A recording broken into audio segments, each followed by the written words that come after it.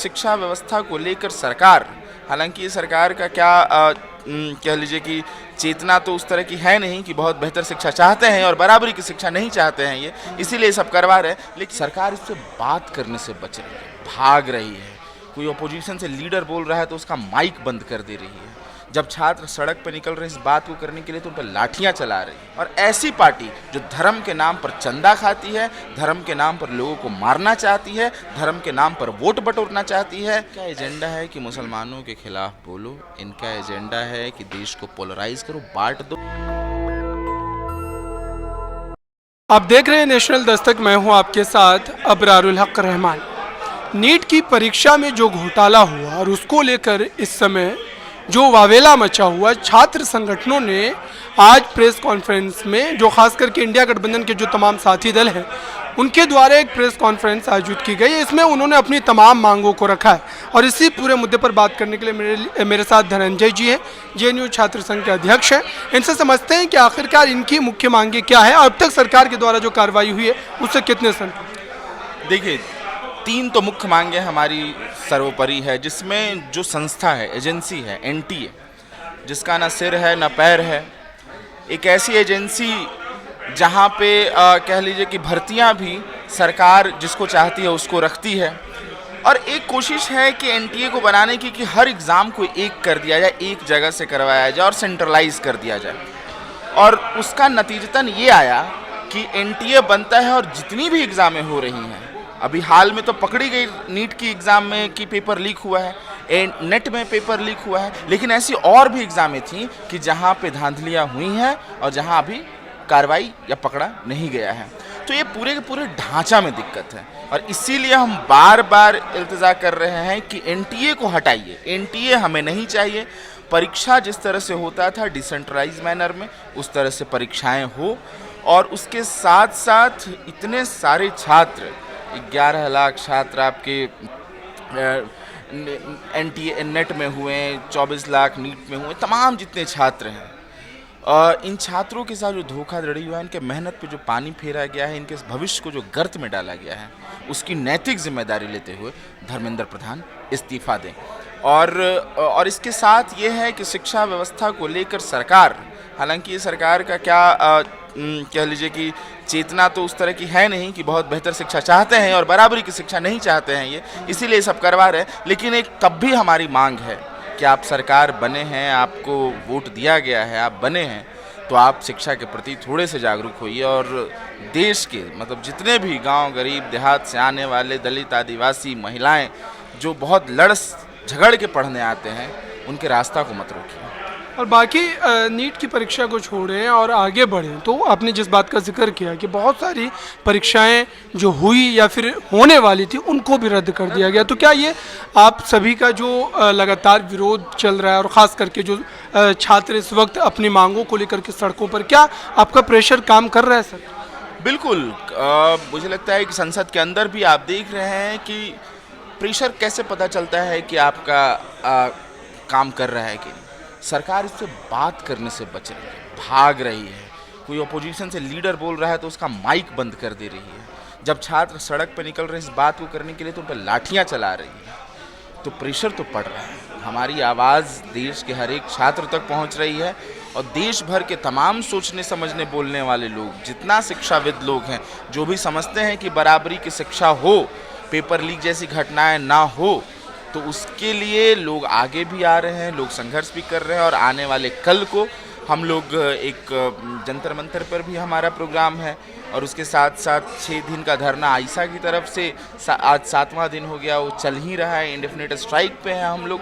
तो कहने का मतलब ये है कि छात्र हर जगह से, हर स्तर पे अपनी लड़ाई को लड़ रहे हैं और बहुत साफ सी चीज़ है कि एक एनटीए का जो मुस्तकबिल है कि उसको ख़त्म होना है, उसको हम लेकर रहे हैं। अब तक क्या बातचीत हो पाई है या किस तरीके का आश्वासन आप लोगों को दिया गया है? अभी तक किसी तरह का आश्वासन नहीं। एक हाई लेवल की कमेटी बनाई गई है। इस कमेटी में कौन लोग हैं, जिसमें हम हमेशा से जानते थे जो कमेटियाँ इस तरह की बनती थी, जाँच कमेटियाँ, उसमें जुडिशियरी का हिस्सा होता था, लेकिन इसमें ऐसा कुछ है नहीं।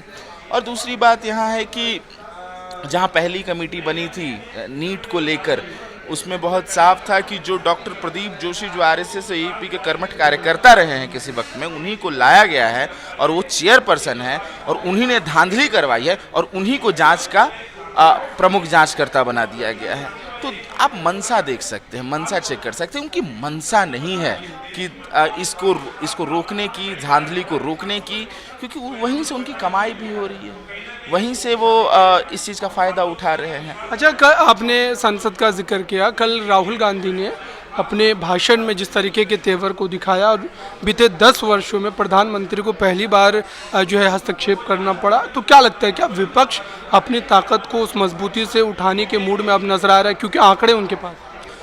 बिल्कुल, विपक्ष के पास आंकड़े भी हैं और उसके साथ साथ आप कह लीजिए कि सड़कों पर भी आवाज़ उसी तरह से गूंज रही है। तो सड़क हमेशा संसद को ताकत देती है और कहा जाता है ना कि सड़क अगर खामोश होगी तो संसद आवारा हो जाएगा। तो इसीलिए सड़क की जो आवाज़ है वो विपक्ष उठा रहा है, जो छात्र लड़ रहे हैं। चाहे देख लीजिए तमाम संगठन के यहाँ पे इंडिया ब्लॉक के जितने संगठन हैं उसके छात्र संगठन लड़ रहे हैं और अंदर सारे अपोजिशन एक साथ मिलकर नीट को लेकर इस धांधली के खिलाफ, एनटीए के खिलाफ बोल रहे हैं। बिल्कुल, तो आप दर्शकों देख रहे हैं कि जिस ढंग से संसद में भी अब नीट वाला मुद्दा जो है काफ़ी ज़्यादा प्रमुखता से उठाया गया, लेकिन इस बीच कई इस तरीके की बातें हुई, उस पर भी मैं आपकी टिप्पणी चाहूँगा कि विपक्ष के कई बड़े चेहरों ने, खास करके राहुल गांधी, मनोज झा, खुद मल्लिकार्जुन खड़गे ने राज्यसभा में जो बातें कही है, चाहे SC/ST को लेकर के हो, आरएसएस की विचारधारा को लेकर के हो, या फिर राहुल गांधी का वो बयान कि जो हिंदू 24 घंटे करते हैं वो किस तरीके से हिंसा की बात करते हैं, क्या है आप?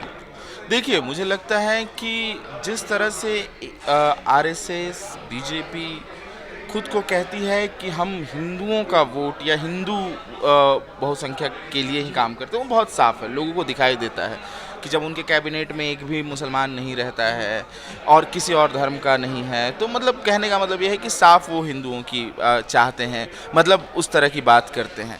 लेकिन उसके साथ ही साथ हम देखते हैं कि ये देश संविधान से चलने वाला देश, जिसमें सर्वधर्म समभाव की भावना निहित है, उसके साथ साथ हर एक धर्म को उतना ही इज्जत दिया जाता है।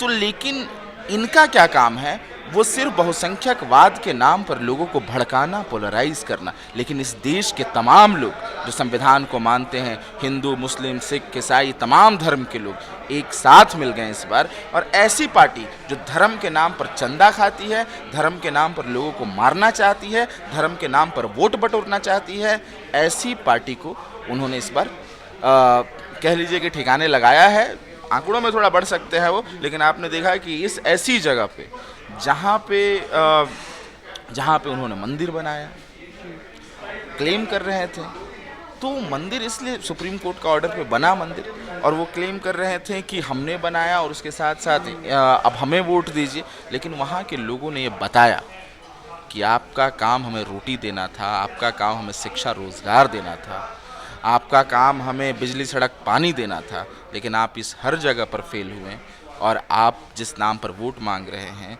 वो सिर्फ नफ़रत का नाम है, वो सिर्फ हम में और किसी में लड़ाने का नाम है। हम इस नाम पर आपको वोट नहीं देंगे। ये ये हमारा कह लीजिए कि ये हमारी आस्था का विषय आपके वोट में तब्दील नहीं होगा। आरजेडी के सांसद मनोज झा ने कल एक कविता पढ़ी और काफ़ी ज़्यादा वायरल है, लोग इसको सुन रहे हैं। मुस्लिमों को लेकर के उन्होंने ये बात कही कि जो एक विचारधारा जानबूझ करके डेवलप की जा रही है, और उन्होंने उस कविता में ये सारांश भी पढ़ा कि मुसलमान हो मारे जाओगे मरोगे नहीं, और बड़ी लंबी कविता उन्होंने पढ़ी। क्या लगता है, क्या वाकई जानबूझ करके इस तरीके का माहौल डेवलप किया गया है 2014 के बाद, और कहीं ना कहीं इस पर अब ब्रेक लगाने का काम जनता ने अपने वोट के माध्यम से 24 में किया? बिल्कुल, लेकिन उसके बावजूद देखिए ना आप कि जब से ये बन के आए तीसरी बार, उसके बाद भी लगातार मॉब लिंचिंग की घटनाएं, मध्य प्रदेश में किसके घर में क्या है उसके नाम पर घरों को तोड़ देना मुसलमानों के, अलीगढ़ में मॉब लिंचिंग होना, उड़ीसा में दंगे भड़काना, कर्फ्यू लगवाना, ये किसकी सरकार में हो रहा है? ये तो आते ही करने लगे। तो इनका एजेंडा साफ है कि इनका एजेंडा है कि मुसलमानों के खिलाफ बोलो, इनका एजेंडा है कि देश को पोलराइज करो, बांट दो, जो अंग्रेज करते थे, फूट डालो, राजनीति करो।